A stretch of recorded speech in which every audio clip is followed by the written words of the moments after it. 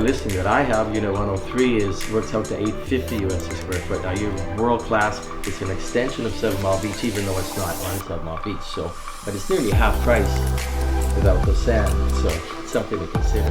Definitely.